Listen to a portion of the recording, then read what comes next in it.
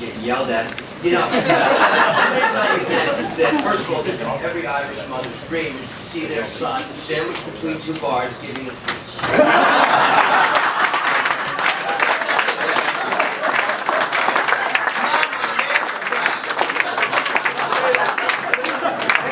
Whiskey is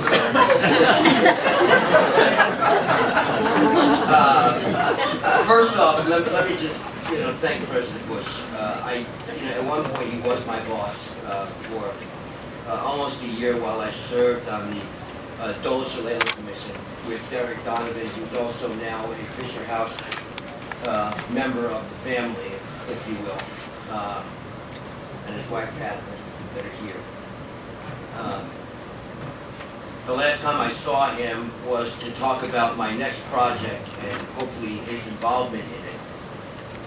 And as always, he spent the first 15 minutes yelling at me because I haven't gotten my knee taken care of, and he has, and now he's playing golf and I'm not. I mean, so I have to endure, the kind of "I told you so" fish.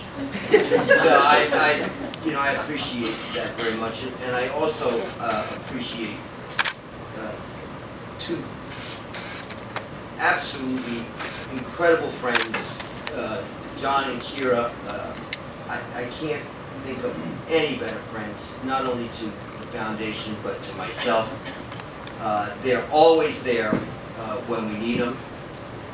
They're always there when we don't need them. They're the best and most patriotic couple. If there's any more patriotic couple, I want to meet them, but I would not bet money on them. So thank you both very much.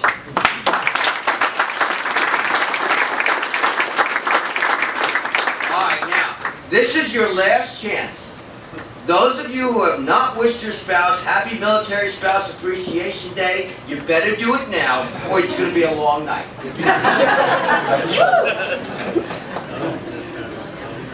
It really is so nice, and I'm sorry that Tammy didn't make it down. She's at the Ranger game right now. It's 0-0 to you Cap fans. Don't start celebrating yet. But I was here 6 months ago to speak to the American Legion Convention, and I actually, while I didn't see a lot of it, I kind of fell in love with it a little bit. And wish that she had come down and we could have stayed over tonight, because this is such a beautiful city, and as I'm learning more and more how patriotic it is here, and how Charlotte and the entire state of North Carolina really and truly honors service and sacrifice and dedication to this nation in a way that the other cities in this country could certainly learn from. So, I'm proud to be here, and I'm proud to be among you. You're really an incredible group of men and women. On my way down here, I started to think about how hard it is to believe that it's now 25 years since my Uncle Zach first put the shovel in the ground to begin the Fisher House program. That house at Bethesda, and the ones that came after it, Walter Reed, Brooke Army Medical Center, and one up at Joint Base Lewis McChord, not only changed my family forever, but helped to rewrite the book on how the military family should be regarded. In addition, it married the public and the private sector in ways never seen before. And it put the issue of the military family where it always should have been, front and center. For Tammy and I, our involvement in the Fisher House program began some 15 years ago. Our actions in operating Enduring Freedom had just begun, and we had no idea what was to come.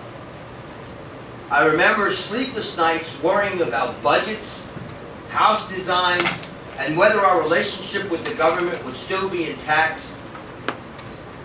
And then I remember this one day we were invited down to Walter Reed, and I really didn't want to go. I felt awful about going, but at the time, the then commander of Walter Reed, Hal Kimbo, had asked us to come down, And he says, really, you don't know what it would mean because they don't really get a lot of people coming down to see them, and they would love to see somebody like you guys who do so much.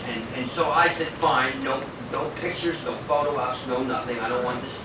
I just want it to be between us and them, and that's it.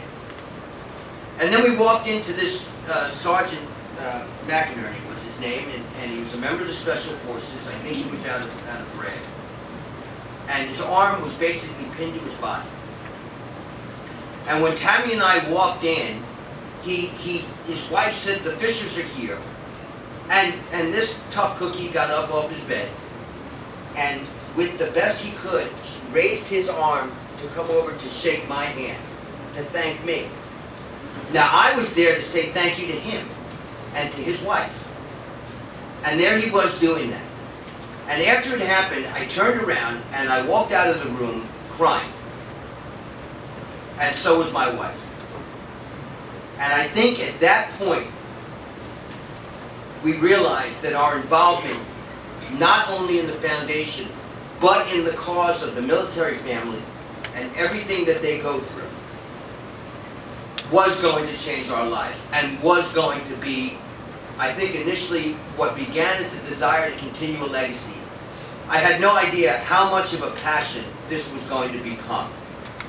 So it did change my life and Tammy's, not only by witnessing the first-hand effect that it's had, but through the special men and women that we've had the honor of meeting over the years.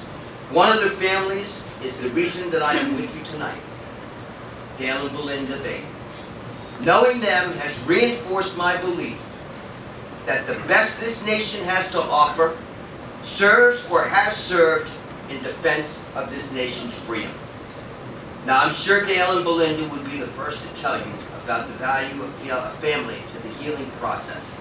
Because after all, it's the entire family that serves. That's the message that we try and get out there. That it's not just the one you see, it's the ones you don't see. And when a loved one requires hospitalization because of the sickness or from wounds sustained while serving, the entire family's participation in the process is pivotal. It's for that reason that I am so proud of this foundation and what it has achieved. We seek to ease the burden on these families by offering a place to stay, no charge, while their loved ones recuperate. The world does not come to a grinding halt because someone has become sick or wounded. Bills have to be paid. Children still have to be raised. Mortgages need to be serviced. Indeed, a family's love really is the best medicine of all. So as we enter our 25th year, we're going to reach over 26,000 families by year's end. The 64 currently operating now will soon be joined by number 65 at Camp Pendleton. Hoorah! And then 8 more will either be built or is being planned over the next 2 years. But there really is something special about a veteran who lives the warrior ethos every single day of his life. I never served in uniform.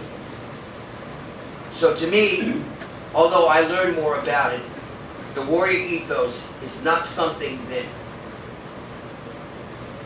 becomes part of my fire. The idea that no soldier should ever be left behind. Veterans like Dale have given enough to this nation, but they still continue their service by ensuring that life for their fellow veterans is also improving. It's this comradeship that I find so compelling. It's why we who are blessed by the 1% that are willing to give all in the name of freedom need to ensure that there is a system in place that functions properly and that is sustainable. That has not always been the case. And by the way, he also serves on the Fisher House board as well, so he continues to aid the entire soldier. Dale, I salute you, and Belinda, I salute you too.